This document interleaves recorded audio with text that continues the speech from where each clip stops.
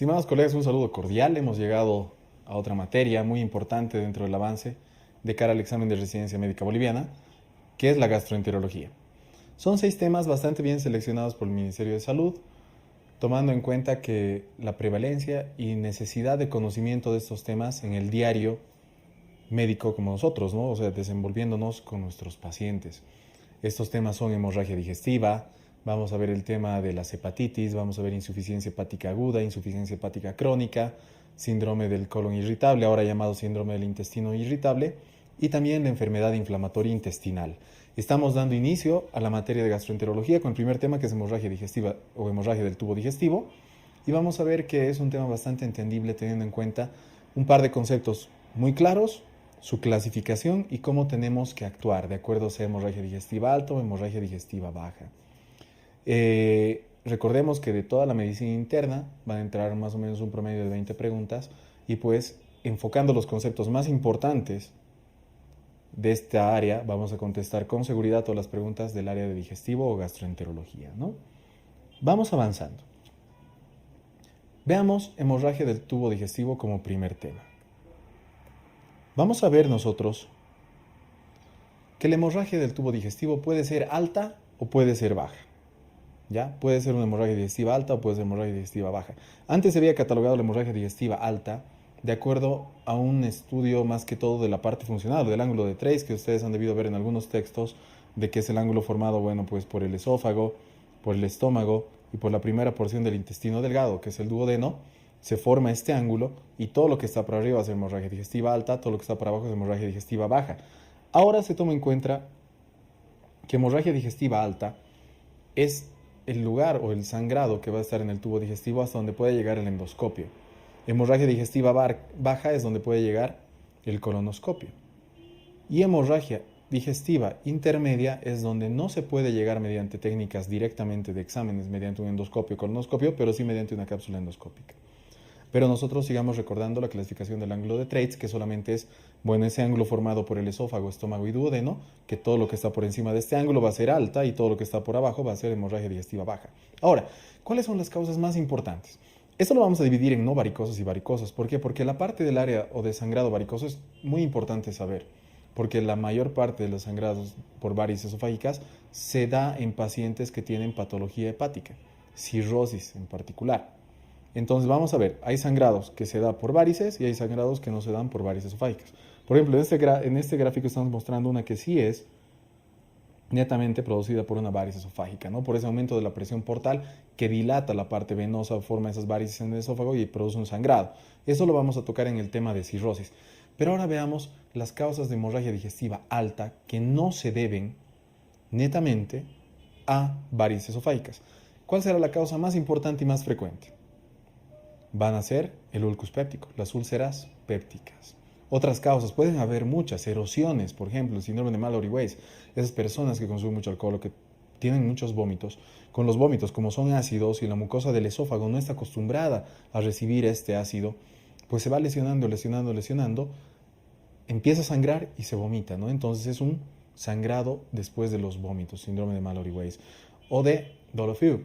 ¿Qué es el síndrome de Dolofiu? Por ejemplo, son arterias bastante tortuosas, bastante dilatadas, son anormalidades vasculares en pocas palabras, que están en la submucosa, podemos ver acá, en la submucosa del estómago, están más que todo en el estómago, también puede estar en el intestino delgado proximal, pero que se dilatan, dilatan, dilatan, y cualquier erosión o lesión a este nivel puede causar un sangrado en las mismas y una hemorragia digestiva alta. Los tumores son otra causa de hemorragia digestiva alta, las erosiones, etcétera. No, pero las más frecuentes de lejos va a ser la úlcera péptica, las erosiones o lesiones causadas por enfermedad ulcerosa péptica. ¿Cuál es la clínica, obviamente, de una hemorragia digestiva alta? ¿Qué va a tener? Vómitos netos, sangre fresca, hematemesis, lo que llamamos, o vómitos en pozos de café. ¿Por qué se llaman en pozos de café? Pues porque la sangre ya ha entrado en contacto con el ácido clorhídrico, ha tomado ese color, esa característica como en pozos de café, y eso es lo que nosotros vemos del vómito, melenas. ¿Por qué? Porque estás tragando la sangre. Los pacientes están tragando, están digiriendo esa sangre, va a pasar, va a ser digerida, y pues hay esas defecaciones melénicas. malolientes de color negro. Hematoquesia, nosotros nos preguntaremos por qué se puede producir hematoquesia. En primer lugar, ¿qué es hematoquesia? Es la expulsión de sangre viva por el ano, si es una hemorragia digestiva alta. Pero recordemos que una hemorragia digestiva alta puede tener un tránsito rápido. Es como una persona cuando tiene diarrea, puede tener un tránsito rápido. Es lo mismo la hematoquesia. La sangre no va a tener tiempo de digerirse y se bota sangre neta por el ano. Pero esto se da en una hemorragia digestiva alta de tránsito rápido. Y pues lógicamente la hipoperfusión. Si estamos perdiendo sangre, el paciente va a estar hipoperfundido, va a estar taquicárdico, hipotenso, va a estar con alteraciones de la concentración, va a estar desganado, etcétera, ¿no? Van a haber muchas alteraciones que nos orientan a una hipoperfusión. Recordemos, hemorragia digestiva alta es aquella hemorragia que se encuentra por encima del ángulo de Treitz, que es el ángulo formado por el esófago, estómago y duodeno. También se considera hemorragia digestiva alta la hemorragia que, bueno, nosotros podemos lograr estudiar mediante el endoscopio. ¿Cuáles son las causas más frecuentes? La úlcera péptica. ¿Cuáles son otras causas de hemorragia digestiva alta? No varicosa, los tumores, las erosiones, podríamos nombrar al síndrome de Mallory-Weiss o enfermedad de Dolopheu, que es la dilatación de esas venas o, bueno, arterias tortuosas que están en la submucosa del estómago. ¿Qué más debemos recordar de esta parte? La clínica. Obviamente, si está sangrando un vaso arriba, ¿qué va a tener? Vómitos de sangre. ¿Qué se llama eso? Hematoquesia. O vómitos en pozos de café. ¿Por qué? Porque ya ha sido la sangre, bueno, ha entrado en contacto con el ácido clorhídrico y tiene esas características de pozos de café. Melenas. ¿Por qué? Porque se ha digerido la sangre, ha atravesado todo el tubo digestivo, se ha eliminado esas deposiciones negras malolientes, se denominan melenas. O hematoquesia. ¿Qué es la hematoquesia? Que va a ser la expulsión de sangre roja viva por el ano en una hemorragia digestiva alta, obviamente que tenga un tránsito bastante rápido. Y pues si estamos perdiendo volumen, el paciente va a estar con hipoperfusión. Hay una clasificación, de acuerdo al estudio endoscópico, de un vaso sangrante, y es la clasificación de Forrest. Esta clasificación de Forrest es bastante importante para saber qué tenemos que hacer con el paciente a priori, en el momento, stat. Se realiza una endoscopía y puedes encontrarte ya sea con un vaso que esté sangrando a chorro, puedes encontrarte con un sangrado en sábana, puedes encontrarte con un vaso visible, un vaso que tú veas ahí que ha dejado tal vez de sangrar recién, pero un vaso. Puedes encontrarte con un coágulo adherido, ¿ya? Que esté sobre un vaso sanguíneo. Puedes encontrarte con puntos de hematina, o sea que ha sido un sangrado no muy reciente, o una capa de fibrina que es una cicatriz. Estamos yendo de mayor a menor severidad. Y esa es la clasificación de Forrest. Se realiza una endoscopía en un paciente que ha tenido una hemorragia digestiva alta. Si ves un vaso sangrando a chorro, es 1A. Si el sangrado es en sábana y no es a chorro, es 1B. Ahora, de acuerdo a los vasos y a la característica de estos, vamos a clasificarlas. Es el Forrest 2, que va a ser un vaso visible, Forrest 2A. Un coágulo adherido al vaso va a ser un Forrest 2B. Y los puntos de hematina sobre ese vaso sanguíneo que ha sangrado no recientemente es un Forrest 2C. Y obviamente una cicatriz, una capa de fibrina sobre un sangrado pasado es un Forrest 3. Volvamos a repasar. Alto riesgo de recidiva, bajo riesgo de recidiva. ¿Qué tiene más oportunidad de sangrar? Pues las muestras o los signos que tú veas en la endoscopía de un sangrado reciente. ¿Qué serán esos signos de un sangrado reciente? Obviamente va a ser que esté sangrando, que el sangrado sea en sábana, que estés viendo ese vaso sanguíneo en cualquier rato va a volver a sangrar, que haya un coágulo que se puede desprender y puede volver a sangrar. Entonces hasta ahí son signos de alto riesgo de recidiva. Es un paciente que puede en cualquier instante volver a tener un sangrado, una hemorragia digestiva alta. Catalogándolo en la escala de Forrest. Forrest 1A, a chorro. Forrest 1B, en sábana. 2A, vaso visible. 2B, coágulo adherido. Hasta ahí es de alto riesgo. ¿Qué pasa en pacientes de bajo riesgo de sangrado? Que ya no tienen o no es muy importante tomar técnicas más drásticas sobre esos vasos sanguíneos. Pues será el 2C porque tiene puntos de hematina. Quiere decir que ha sangrado ese vaso pero ya hace tiempo y se está formando una cicatriz. O el 3, el Forrest 3, que ya están cubiertos por netamente una capa de cicatriz o fibrina, ¿no? Y como podemos ver, estos son los gráficos netamente de cada uno de la clasificación de Forrest. ¿Qué hacemos con los pacientes con un sangrado digestivo alto. Obviamente lo primero que tenemos que hacer, ingresa el paciente y tenemos que ponerlo antes incluso de realizar una endoscopía, tiene que estar hemodinámicamente estable. Si es un paciente que se está choqueando, está hipoperfundido, hay que canalizar vías, hay que ponerle líquido, hay que hacer que ese paciente esté hemodinámicamente estable. Se hace una endoscopía y clasificas de acuerdo a la escala de Forrest que acabamos de ver. Luego, ¿qué vamos a hacer? El paciente puede o no puede estar en NPO. Se aconseja que esté en NPO, o sea, nada por vía oral, sin consumir alimentos, solamente una dieta líquida. ¿Por qué? Porque cualquier rato podemos realizar una nueva endoscopía. Es controversial el uso de sonda nasogástrica, pero también se recomienda. ¿Para qué? Para disminuir la distensión del estómago. Obviamente el paciente tiene que estar hospitalizado y canalizado, ¿no? El tratamiento hemostático. Se realiza una endoscopía digestiva alta. Si se sospecha que es un sangrado por varices esofágica, bueno, pues se van a poner vasoconstrictores, la somatostatina y la terlipresina. Pero no estamos viendo eso lo vamos a ver en la parte de cirrosis. Pero en la clasificación de Forrest, vamos a actuar nosotros de acuerdo a si tienen alto riesgo o bajo riesgo de recidiva. Si es un paciente que tiene bajo riesgo de recidiva, o sea, ya estás viendo los puntos de Matina, que es el Forrest 2C, o estás viendo esa capa de fibrina, que es el Forrest 3, ¿qué vas a hacer? Dar tratamiento con inhibidores de la bomba de protones, omeprazol 20 miligramos, y el paciente puede ser dado de alta. Es un paciente ambulatorio. Pero si es un paciente de alto riesgo de recidiva de sangrado, ¿qué vamos a hacer? Estamos hablando del Forrest 1A, 1B, 2A, 2B. Esos pacientes, o sea, que tienen sangrado a chorro, sangrado en sábana, que tienen un vaso visible o un coágulo adherido, necesitan ser hospitalizados, canalizados, evaluados hemodinámicamente, tienen que estar estables y realizar un tratamiento endoscópico. ¿Cómo se realiza ese tratamiento endoscópico? Mediante un endoscopio se va a realizar primero una punción con adrenalina. Eso disminuye mucho el sangrado de ese vaso, de acuerdo en qué clasificación esté. Se da durante 72 horas inhibidores de la bomba de protones de forma endovenosa y se realiza un tratamiento invasivo mediante clips o quemando ese vaso que estaba sangrando. ¿Ya? Entonces puede ser pues una técnica clip, termorregulación o una esclerosis. Repasamos. Mi paciente no tiene riesgo de sangrar. Es un Forrest 12 o es un Forrest 3. ¿Qué voy a hacer? Le doy de alta y le doy omeprazol 20 miligramos. Y claro, vamos a tener controles periódicos.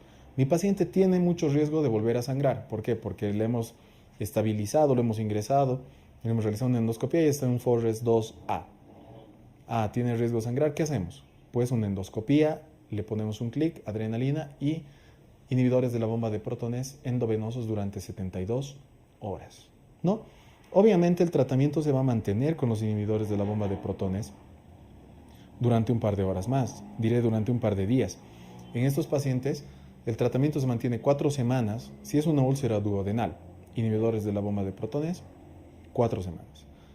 Pero se mantiene durante más semanas, 8 semanas, si es una úlcera gástrica. Y no olvidemos que después de 8 semanas, el tratamiento es indefinido en la úlcera gástrica, ¿no? Porque tenemos que mantener, el estómago es el que tiene ese ácido, tenemos que cauterizar ese ácido hasta que se sane el paciente.